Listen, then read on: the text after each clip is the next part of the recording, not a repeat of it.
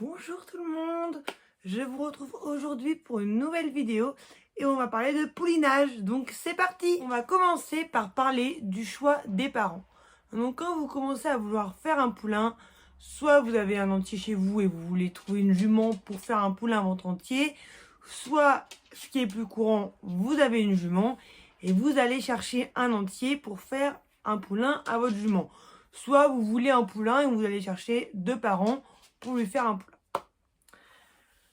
Dans tous les cas, il faut que vous ayez des objectifs avec votre poulain. Il faut que vous sachiez ce que vous voulez faire. Si vous voulez faire un cheval pour aller faire de la 140 ou si vous voulez un cheval pour aller faire de la balade.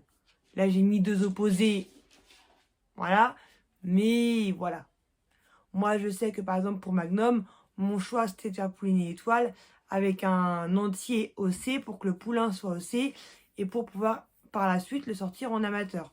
Mais pas en amateur 130, en amateur 110, 115.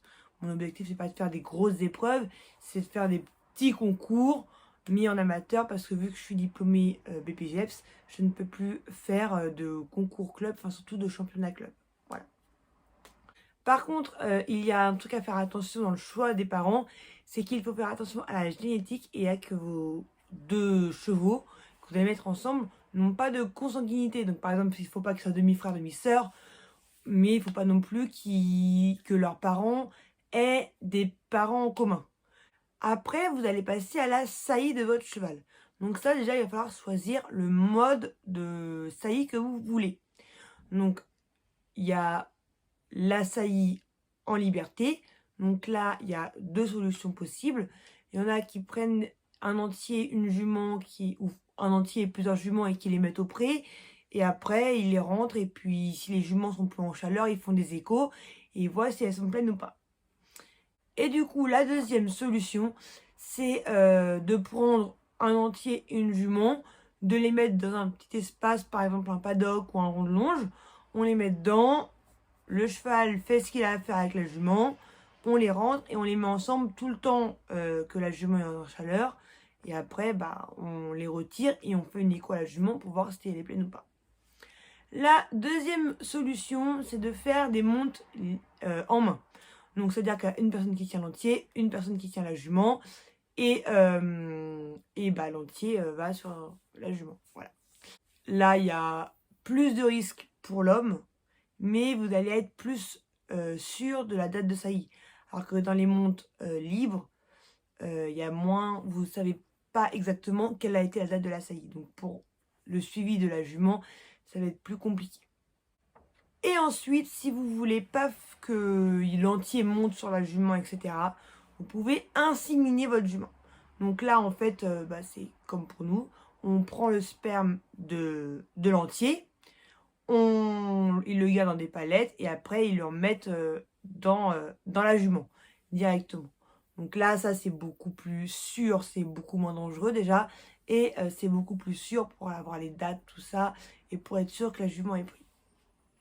Cependant, ça coûte beaucoup plus cher. Après, nous allons passer à la gestation de la jument. Donc pendant la gestation, il n'y a pas grand chose à faire. On va réduire petit à petit le travail de la jument. Et au tout début, on va faire 2 échos à 1 mois d'intervalle pour être sûr que la jument soit bien pleine et qu'elle n'ait pas de jumeaux. Après, quand on a des doutes au milieu de la gestation, souvent on refait des petites échos ou des prises de sang pour être sûr que la jument soit bien pleine, des échos pour être sûr qu'il n'y ait pas de jumeaux, etc. Pour voir si une jument est pleine, il y a 3 examens possibles à ma connaissance. Donc il y en a peut-être d'autres, dites-les moi en commentaire si vous en connaissez d'autres, mais moi j'en connais 3. Donc déjà il y a l'écho, donc basique, on regarde dans le ventre de la jument. En 2, on a la fouille, donc en fait le vétérinaire va mettre la main dans la jument, il va voir s'il sent ou pas un poulain.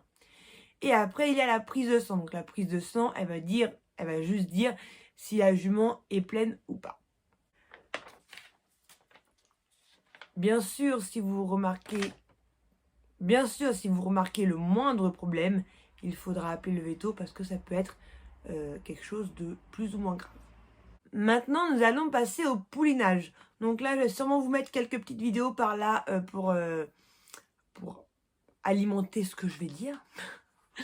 Donc, Faut savoir que votre poulinage, il va se faire environ au bout de 320 jours. 320 jours ou ça va aller jusqu'à 11 mois et 11 jours. Avant, c'est trop tôt et après, c'est un petit peu tard. Donc, les signes que votre jument va avoir au poulinage, c'est déjà ses mamelles. Vous allez voir, juste avant le poulinage, elles vont commencer à se durcir et quand vous allez appuyer dessus, il va y avoir quelque chose qui va sortir. Au début, ça va être un lait assez collant, assez poisseux. Et après, ça va être un lait de plus en plus de la texture du lait. Donc, quand vous avez les mamelles qui sont assez dures, il faut acheter des bandelettes de pH. Donc, vous savez, les bandelettes pour la piscine. Vous achetez ça, vous mettez la bandelette sous la mamelle, vous pressez la mamelle et vous avez une goutte de lait qui va tomber sur la mamelle. Et il faut que le pH il aille jusqu'à 6,4. Tant qu'il n'est pas à 6,4, normalement, il n'y a pas trop de risque. Après, il faut quand même surveiller, il faut quand même faire attention. Mais normalement, la jument pouline quand le pH est à 6,4. Ensuite, juste avant le poulinage, vous allez voir la croupe de votre jument qui va se casser. Donc, vous allez voir, on va bien voir la croupe se casser. Et les ligaments de la croupe vont être tout moelleux. Ça va faire un peu comme du slime. Vous allez aussi avoir la température de la jument. Juste avant la mise bas, la jument va descendre en température. Je sais que pour ma part, Étoile, le jour même, le jour où elle a pouliné, elle était bien descendue en pH. Elle était peut-être pas jusqu'à 6,4, mais elle en était vraiment pas loin. En température, elle était à 36,5, je crois. Dans mes souvenirs, si mes souvenirs sont bons, elle était à 36,5 et elle avait bien la croupe descendue. Le lait était bien blanc, il était devenu bien liquide et elle en faisait pas mal. Voilà.